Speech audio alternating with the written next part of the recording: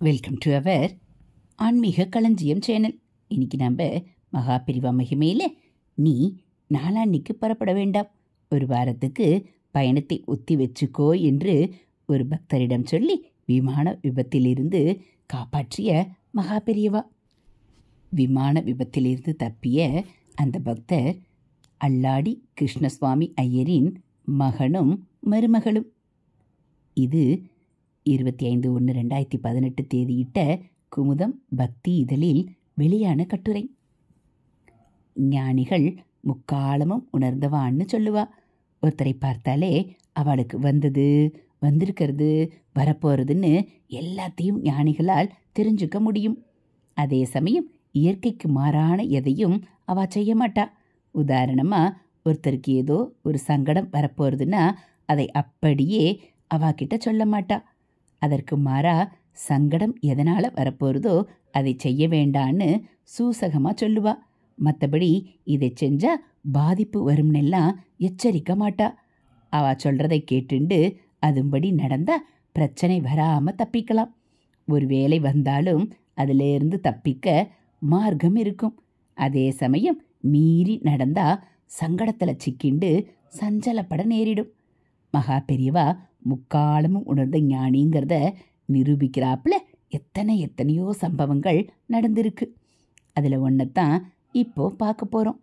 மகா பெரியவாளோட பரம பக்தர்களில் அல்லாடி கிருஷ்ணசுவாமி ஐயரும் ஒருத்தர்.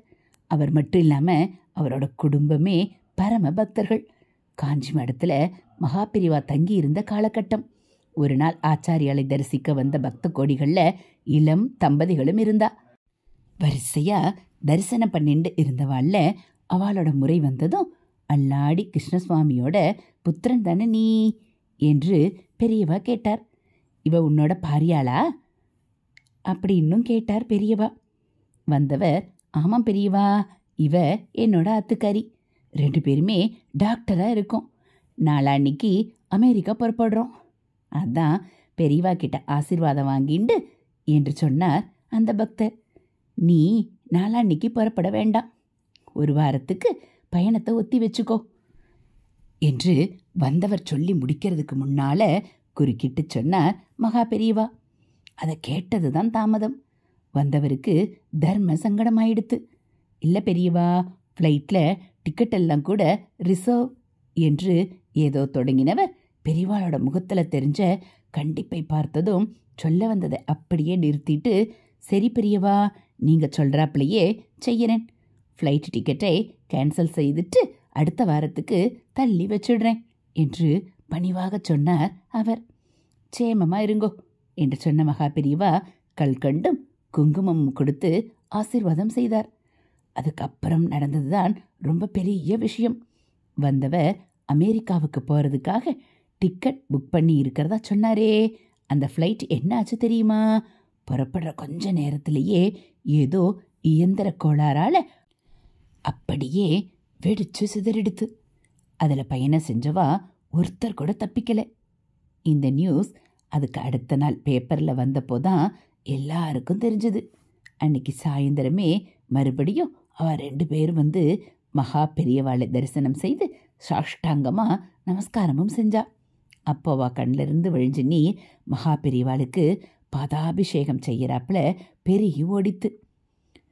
அங்கே இருந்த எல்லாரும் ஜெய ஜெய சங்கர ஹரஹர சங்கரன்னு கோஷம் எழுப்பினா. ஜெய ஜெய சங்கர ஹரஹர சங்கர மகா பெரியவா சரணம். இது போல் மகா பெரியவா மகிமைகளை நீங்கள் தினந்தோறும் கேட்கணும் அப்படின்னா மறக்காமல் நம்ம சேனலை சப்ஸ்கிரைப் பண்ணுங்கள். கூடவே பெல்லைக்கானை கிளிக் பண்ணி ஆளுங்கிற பட்டனையும் அழுத்திடுங்க. நம்ம சேனலில் வரக்கூடிய தெய்வத்தின் குரல் பகுதிகள், மகாபிரிவ மகிமை, ஆன்மீக கதைகள் எல்லாம் உங்களுக்கு பிடிச்சிருந்தா ஒரு லைக்கும் கமெண்ட்டும் கொடுத்து உங்களுக்கு தெரிஞ்சவங்களுக்கும் ஷேர் பண்ணுங்கள்.